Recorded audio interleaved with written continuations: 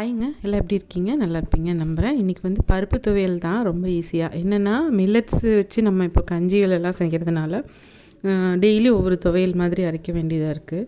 அது என்னென்னா நம்ம கொஞ்சம் குறைன்னு அரைக்கணும். இந்த பருப்பு துவையல் எல்லாத்துக்குமே கஞ்சி சாதாரணமாக கஞ்சிக்கு எல்லாத்துக்குமே ரொம்ப டேஸ்டியாக இருக்கும். அது எப்படி பண்ணுறதுன்னு பார்க்குறேன்னா, அதுக்கு வந்து நம்ம துவரம் பருப்பு தான் இது வந்து யூஸ் பண்ணணும். அதுக்கு வந்து ஒரு வெறும் வாணலியில் எண்ணெயெல்லாம் விடாமல் ஒரு கப் உங்களுக்கு தேவையான குவான்டிட்டி எடுத்துக்கங்க. நான் இது ஒரு கப் எடுத்திருக்கேன். இதை வந்து நல்லா மணம் வர மாதிரி வறுத்தா போதும். அது வந்து கரிஞ்சிடாமல் வறுத்துக்கோங்க. இது வறுத்ததுக்கப்புறமா ஒரு 10 பல் பூண்டு தோல் எடுத்துகிட்டு அதுவும் வறுத்துக்கலாம். அதே மாதிரி வரமிளகா ஒரு உங்கள் காரத்துக்கு தகுந்த மாதிரி நம்ம இது வந்து சட்னிலையும் நான் பச்சை மிளகாய் எல்லாம் போடுறதுனால ஒரு 7 மிளகா மாதிரி தான் எடுத்திருக்கேன். அதையும் நல்லா ட்ரை ரோஸ்ட் பண்ணிக்கலாம். பூண்டு, மிளகா, பருப்பு, அதுக்கப்புறமா புளி வந்து கொஞ்சமாக ஒரு சின்ன லெமன் சைஸ் புளியை வந்து சூடு மட்டும் பண்ணி எடுத்திருக்கேன். இதனால் வந்து கொஞ்சம் ஒரு 4 நாளைக்கு என்னால் இது கெட்டு போகாமல் இருக்கும். அது இது எதுக்காக சொல்கிறேன்னா, நம்ம டெய்லியும் வீட்டில் அரைச்சி சாப்பிட்றதுனா சாப்பிட்டுக்கலாம். நம்ம வெளியே எடுத்துகிட்டு போவோம் இல்லையா, அதுக்கெல்லாம் வந்து இது கெட்டு போகாது. அதனால் புளியை லைட்டாக சூடு பண்ணிக்கலாம்.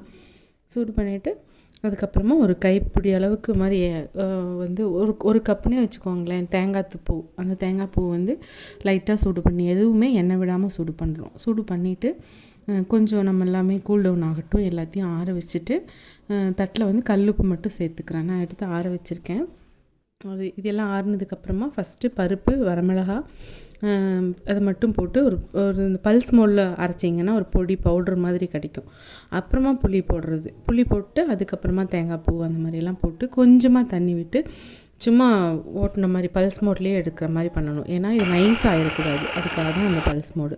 அந்த மாதிரி அரைச்சி எடுத்திங்கன்னா துவையல் வந்து இது சாதத்தில் கூட பிசைஞ்சு சாப்பிட்லாங்க. அவ்வளோ டேஸ்ட்டாக இருக்கும், மணமாகவும் இருக்கும், கெட்டும் போகாது சீக்கிரமாக. நான் வந்து கஞ்சிக்கு நான் இப்போ வரகரிசி, ராமதான, குதிரைவாலி, கருப்பு கவுனி, மாப்பிள்ளை சம்பா இந்த மாதிரி கஞ்சிகள் கூட டெய்லியும் ஒவ்வொரு துவையல் பண்ணுறோம் இல்லையா, அது கூட இந்த மாதிரி செஞ்சு சாப்பிட்றதுனால ஹெல்த்தியாகவும் இருக்குது, நல்ல பிரேக்ஃபாஸ்ட்டாகவும் இருக்குது. நீங்களும் ட்ரை பண்ணி பாருங்கள். பருப்பு துவையல் இந்த மாதிரி செஞ்சு பாருங்கள், சூப்பராக இருக்கும். மனமே வந்து நீங்கள் வறுக்கும் போதும் சரி அரைக்கும் போதும் சரி செம்மையாக இருக்கும். இந்த மாதிரி தான் எடுக்கணும். அதாவது தருன்னு இருக்குன்னு சொல்லுவாங்க இல்லையா, அந்த மாதிரி எடுத்திங்கன்னா சூப்பராக இருக்கும். நைஸாக அரைக்க வேண்டாம். நம்ம சேனல் பிடிச்சிருந்தால் சப்ஸ்கிரைப் பண்ணுங்கள். அதே மாதிரி பெல் ஐக்கானை கிளிக் பண்ணிட்டு பாருங்கள். உங்களோட சப்போர்ட் எனக்கு எப்போவுமே வேணும். Thanks for வாட்சிங்க. கண்டிப்பாக இந்த ரெசிபியை செஞ்சு பார்த்துட்டு எனக்கு எப்படி இருந்துச்சுன்னு சொல்லுங்கள். ரொம்ப ஈஸியாக செய்கிறது தான், பிகினர்ஸ் கூட பண்ணுறது தான். அவ்வளோதாங்க. வேற ஒரு நல்ல ரெசிபியோடு உங்களை நாளைக்கு சந்திக்கிறேன். ஒன்ஸ் அகெயின் தேங்க்ஸ் ஃபார் வாட்சிங். டாடா.